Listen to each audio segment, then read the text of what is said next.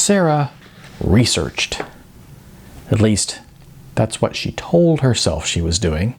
It made sense for her as an actress, or aspiring actress rather, to know a little more about who was who in her desired profession, right? To that end, she had picked up one of those fashion magazines on her way to work. These publications were full of actresses, right?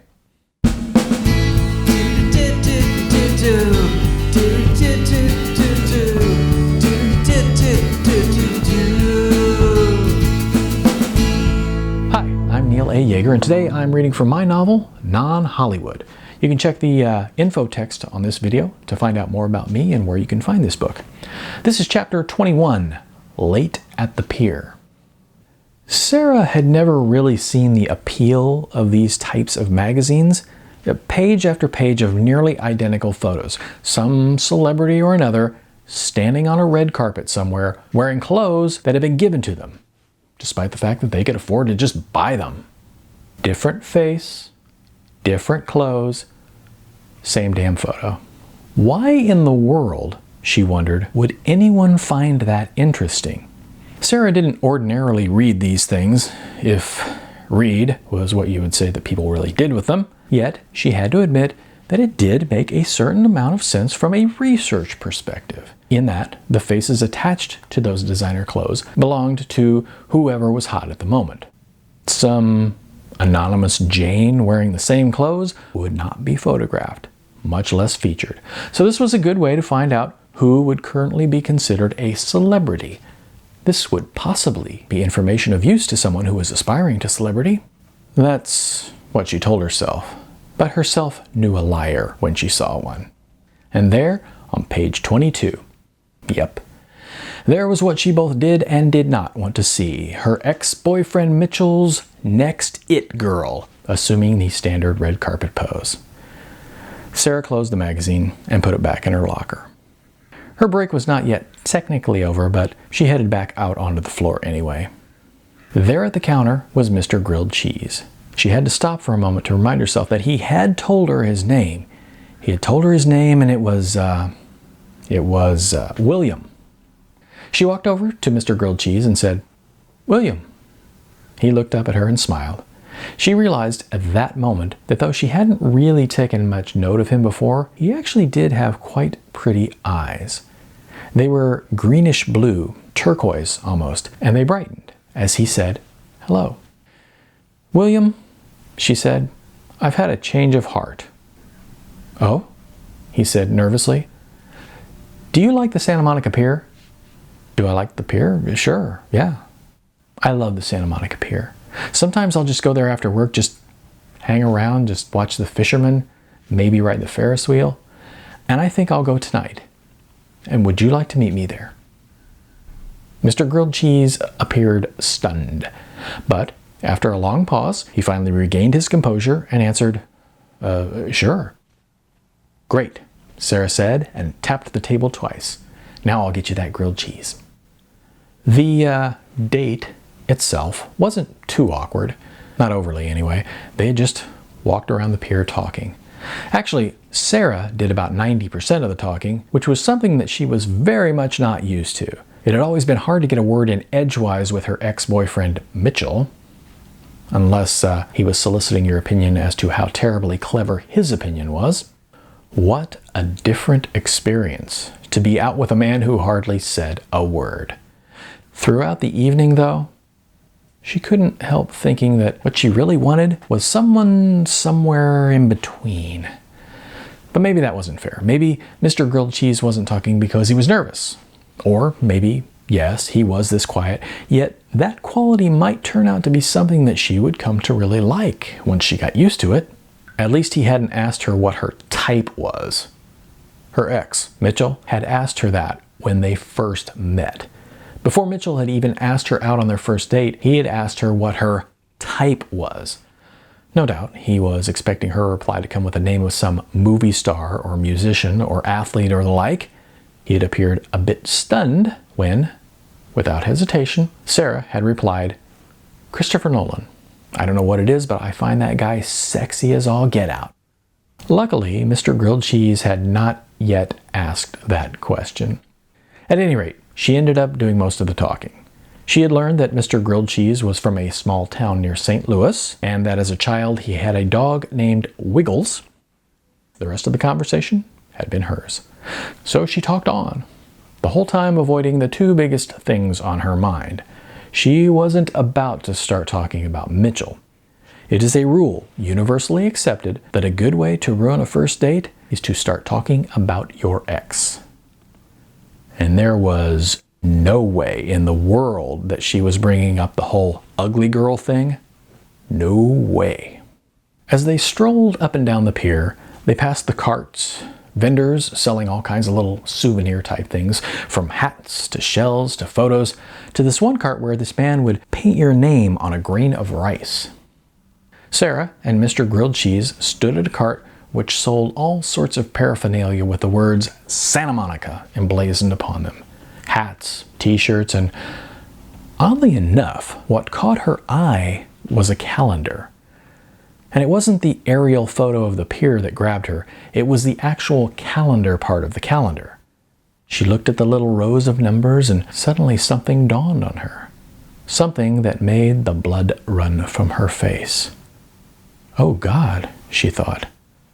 "Oh God," she said. "What?"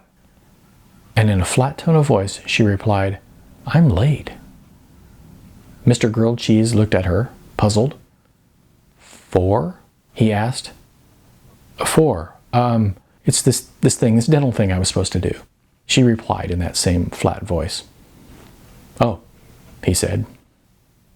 Once back in her apartment, having parted ways with Mr. Grilled Cheese at the pier parking lot, she paced beside her bed. Back and forth and back and forth. After several minutes of this, she said aloud, "This is stupid," and climbed into bed. But sleep? Yeah, right. That would be like trying to sleep with a 3-inch thorn stuck in her foot. Late. Of course, she had known that she was late. She had just put it out of her mind. And then time had just gotten all weird with everything that was going on. She had no idea what the date was until she had looked at that calendar. So exactly how late she was had just sneaked up on her. Maybe it was simply all of the stress. Stress. That was all. That was the reason for the lateness, not... But what if she was, the word that she didn't want to think about? Oh God. The last time that she and Mitchell had made love was the night before he had dumped her, after having all of his dreams of being an agent come true, which, incidentally, was something that had got her steamed every time that she thought about it. Not that he had become an agent, but that he had made love to her the night before dumping her. Surely that last time he was fully aware that he was going to dump her. What a guy. He was going to dump her, but he did her anyway. For a brief, irrational moment, she thought that maybe he was trying to ensure that his prophecy of her failure would come true. Bastard thought that he could stop her acting career cold by knocking her up. Immediately after thinking it, she felt guilty. Whatever Mitchell was, he wasn't that. He wouldn't want something like that any more than she would. But she wasn't wrong about such a thing derailing her career plans. It was one thing for an established actress to take some time off to have kids. Hey, go ahead, reproduce, adopt, clone, whatever you want. As long as you lose the baby weight, we'll be waiting right here with the next gajillion-dollar movie deal. But have you ever heard of a young mom becoming famous? Sarah sure couldn't think of any. So sure, throw single mom on top of the list of obstacles she was already facing in getting into this business. Why didn't she just join the Nazi party while she was at it? Sleep? Sure didn't seem likely. She was hyperventilating as she stared up at the ceiling. How could she lose track of the friggin' date when she knew that she was late? And how the hell could she even attempt to fool herself that sleep was an option? Sarah was still dressed in her sleeper sweats as she walked into the 24-hour pharmacy on Pico Boulevard. And she really hoped that the queasiness in her stomach was either the result of panic or of the grotesquely bright fluorescent lights, and not from something else. She found the aisle she was looking for, and, My God, how many home pregnancy tests were there on the market? They took up something like half the aisle. Of course, if she thought about it, between the large number of women who hoped not to get pregnant and the large number of women who wanted nothing other than to get pregnant, well, these little tests were probably in big demand. She wanted to find out the difference between the brands, but found herself afraid to pick up one of the boxes. She was embarrassed. Suddenly, Sarah had a flashback of her high school Spanish class. The teacher had been pointing out how a lot of Spanish words were so similar to English words that it was easy to figure them out. Plato meant plate, policía meant police, etc. But the teacher had said with a smile, one word you want to be careful with is embarazada, guys especially, because it doesn't mean that you're embarrassed, it means that you're pregnant. And the whole class had laughed. It wasn't very funny to Sarah at the moment. And she couldn't help wondering if maybe the Spanish knew exactly what they were doing and were, in fact, stating that yes, pregnancy was embarrassing. Instead of reading the boxes, Sarah just grabbed one, tossed it in her basket, and headed for the register. And then she froze. The woman operating the cash register reminded Sarah just a tad too much of her grandmother. And who would a young, unwed woman least like to bump into as she purchased a pregnancy test? The grandmotherly woman called out to Sarah, "I'm open," and waved her over. Sarah slowly made her way to the register and placed her basket on the counter. The grandmotherly woman smiled and rang up Sarah's pregnancy test. The transaction completed, the older woman handed Sarah the bag containing her single purchase. In a comforting tone, the grandmotherly woman said, "Best of luck." And Sarah had to wonder whether this woman's version of luck would be a positive or a negative. "Thank you," said Sarah. Back at the apartment, Sarah stared at the box. After the rush to get the thing, the urgency to have the results known, she had suddenly found herself hesitant. She stared at the box for at least 15 minutes. Just stared. Just get it over with, she said aloud.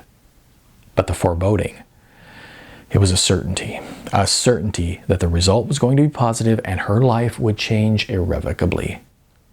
It held her back. Finally, though, she forced herself. She took the test and the results were negative. Sarah collapsed her head atop the bathroom sink and cried with relief.